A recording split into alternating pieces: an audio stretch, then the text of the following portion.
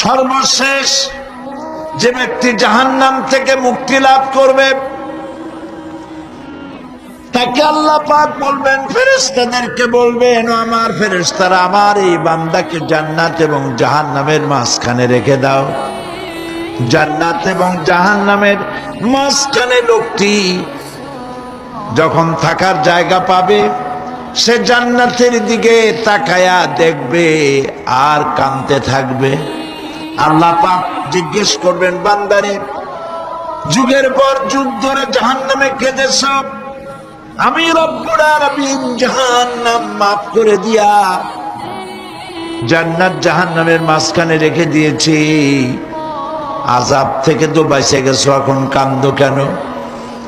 লোকটি বলবে, রব্বুল আলামিন কান্দি এই কারণে, জাহান্নাম থেকে মাফ করেছো, তোমার শুকরিয়া আদায় করি। জান্নাত তো আমার কপালে নাই, কিসমতে নাই, কিন্তু জান্নাত আমি এখান থেকে দেখতে পাচ্ছি।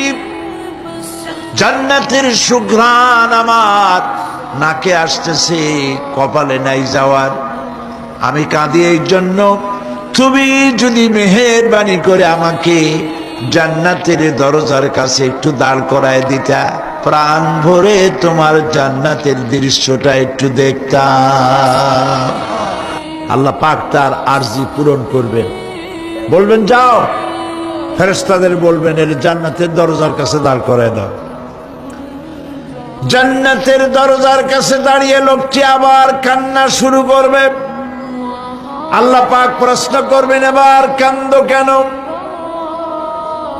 লোকটি বলবে, রব্বুল আলামিন কান্দি এই কারণে, জান্নাতের এই দরজায় দাঁড়ায়া জান্নাতের অফুরন্ত নেয়ামত কিছুই ভালো করে দেখা যায় না, শুধু অল্প জায়গা দেখি।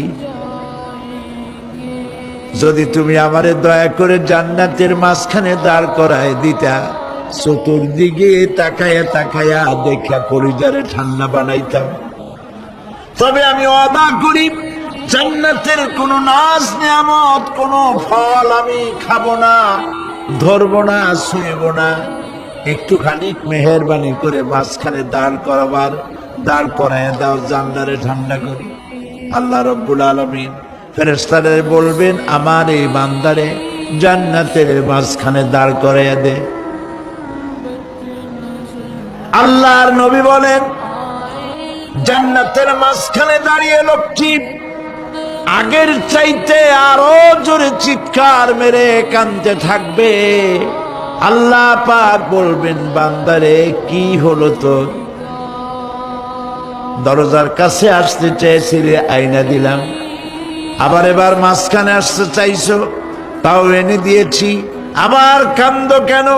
লোকটি বলবে, রব্বুল আলামিন এবার কান্দি এই জন্যে, তুমি যখন দয়া করে একটিবার জান্নাতের মাঝখানে এনে আমাকে দাঁড় করায় দিয়েছো, তুমি রহমান রহিম গফুরুর রহিম, এই জান্নাত থেকে আবার আর বাইর করে দিও না। আল্লাহ রাব্বুল আলামিন বলবেন, ও আমার বান্দারে, আমার এই জান্নাত তোর খুব পছন্দ হয়েছে নাকি? লোকটি বলবে, রব্বুল আলামিন কলিজা ঠান্ডা হয়ে গেছে, ভাবতেও পারি নাই জান্নাত এত সুন্দর। আল্লাহ পাক বলবেন, বান্দারে এরকম একটি নয়, দুইটা নয়, তোর জন্য আমি 10টা জান্নাত এরকম রিজার্ভ করে রাখছি।